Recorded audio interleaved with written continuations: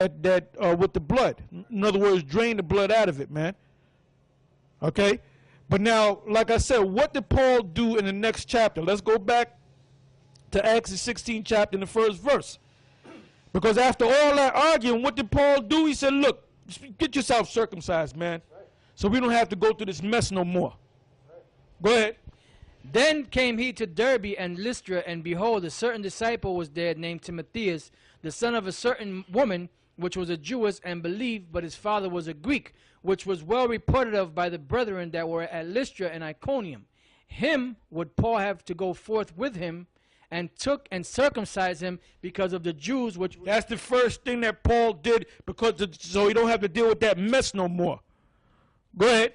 Took and circumcised him because of the Jews which were in those quarters, for they knew all that his father was a Greek. Yep. And they had a problem, them Jews, the ones of the circumcision, the Jews, they had a problem with Israelite foreigners, man. We know about his father being a Greek, but his father was actually an Israelite, okay? Now let's go from there to Exodus, the 12th chapter, the 14th verse to the 17th verse.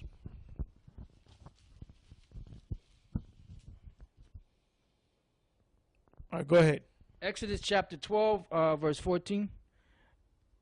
Exodus 12, verse 14. Okay. And this day shall be unto you for a memorial, and you shall keep it a feast to the Lord throughout your generations. You shall keep it a feast by an ordinance forever. 7 days shall you eat unleavened bread. Even the first day you shall... Said forever, man, throughout all your generations. All right? I don't know what the hell the Hobbit and the rest of them clowns are talking about. Let's go, forget about that, and let's go to Exodus 31, verses 13 to 16. Exodus 31, 13. It says, Speak thou unto the children of Israel, saying, Verily my Sabbath shall you keep, for it is a sign between me and you throughout your generations, that you may know that I am the Lord that doth sanctify you. You shall keep the Sabbath therefore, for it is holy unto you. Every one that defileth it shall surely be put to death. For whosoever doeth any work therein, that soul shall be cut off from among his people. 6 days may work be done, but in the seventh it is the Sabbath of rest, holy to the Lord. Whosoever doeth any work in the Sabbath day, he shall surely be put to death. Wherefore the children of Israel shall keep the Sabbath to observe the Sabbath throughout their generations for a perpetual covenant. Now there's a lot of us out there that we have no choice, but we got to work on the Sabbath because of this man's society, man. That's why this man's the devil. That's why we call him the devil, man. He forces you to work on the Sabbath, man. All right, now let's go from there to the book of Leviticus, the 3rd chapter, the 17th verse. Leviticus chapter 3, verse 17. Leviticus 3 and 17. It says, It shall be a perpetual statute for your generations throughout all your dwellings, that you eat neither fat nor blood. Yeah, so the Lord's done away with so you can eat fat sandwiches, right? All right, let's go from there to the book of Romans, the 2nd chapter, the 12th verse to the 15th verse.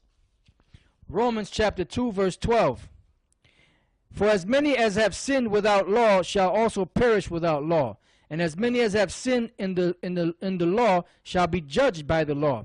For not the hearer of the law are just before the Most High, but the doers of the law shall be justified. For when the Gentiles, Israelite foreigners, which have not the law, do by nature the things contained in the law, these having not the law are a law unto themselves. Now, what does that mean? That means before you woke up to Israel, you know that there's something wrong when you raise up and kill somebody. You know in your heart that there's something wrong. You have a guilt feeling. When you lay with another man's wife, when you creep, all right, that you know that's wickedness, man. And for you, Lahab, that's talking that bullshit, don't talk loud to Israel. They had songs, TLC, them demons, man. So I creep. That's nothing but wickedness. That's why Left Eye dropped the fuck dead, man. Our people are wicked. As the scripture said in Jeremiah, our people became more wicked than the wicked, man. So you won't give them a daggone pass, man. Like I said, the Most High, Yahweh Ba'ashem Yahushua, going to do some damage to Israel, man. Go ahead. It says, which show the work of the law written in their hearts, their conscience also bearing witness, and their thoughts the meanwhile are cursing accusing or else excusing one another.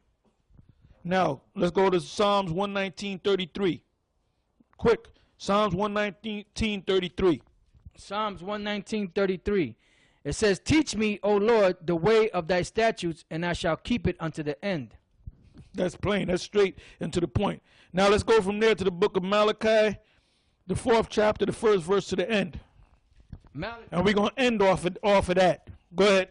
Malachi chapter 4 verse 1. "For behold, the day cometh that shall burn as an oven, and all the proud, yea, and all that do wickedly shall be stubble.